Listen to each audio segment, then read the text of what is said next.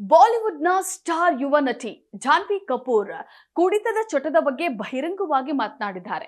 ಸಂದರ್ಶನವೊಂದರಲ್ಲಿ ಮಾತನಾಡಿರುವಂತಹ ಜಾನ್ವಿ ಕಪೂರ್ ತಾವು ಕುಡಿತದ ದಾಸಿಯಾಗಿದ್ದರ ಬಗ್ಗೆ ಹೇಳಿಕೊಂಡಿದ್ದಾರೆ. ಮೊದಲೆಲ್ಲ ಯಾವಾಗ್ಲಾದ್ರೂ ಒಮ್ಮೆ ಯಾವ್ದಾದ್ರೂ ಪಾರ್ಟಿಗಳಲ್ಲೋ ಸೋಷಿಯಲ್ ಗ್ಯಾದರಿಂಗ್ಗಳಲ್ಲೋ ಮಾತ್ರ ಕುಡಿತಾ ಇದ್ದೆ. ಆದ್ರೆ ನಿಧಾನಕ್ಕೆ ಕುಡಿತ ಅನ್ನೋದು ನನ್ನ ಮೇಲೆ ಕಂಟ್ರೋಲ್ ಅನ್ನ ಸಾಧಿಸ್ತು. ಬರ್ಬರ್ತಾ ಮದ್ಯದ ದಾಸಿಯಾಗಿದ್ದೆ. ಕುಡಿತ ನನ್ನ ಜೀವನದ ವಿಲನ್ ಆಗಿ ಬಿಡ್ತು. ನನಗೆ ರಿಯಾಲಿಟಿ ಅರ್ಥವಾಗುವಷ್ಟರಲ್ಲಿ ಕುಡಿತದ ಚಟದಿಂದ ಸಾಕಷ್ಟು ಸಮಸ್ಯೆಗಳನ್ನ ಎದುರಿಸೋಕೆ ಆರಂಭಿಸಿದೆ.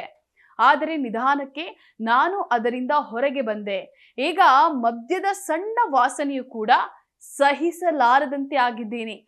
ಚಟ ಅನ್ನೋದು ಬಹಳ ಅಪಾಯಕಾರಿಯಾದದು. ಚಟದಿಂದ ಬಳಲ್ತಿರುವವರನ್ನ ಪಶುಗಳಂತೆ ನೋಡದೆ ಅವರನ್ನ ಪ್ರೀತಿಯಿಂದ ನಿಭಾಯಿಸಿ ಅವರಿಗೆ ಸಹಾಯ ಮಾಡಿ ಅಂತ ಹೇಳಿ ಜಾನ್ವಿ ಕಿವಿ ಮಾತನ್ನ ಹೇಳಿದ್ದಾರೆ.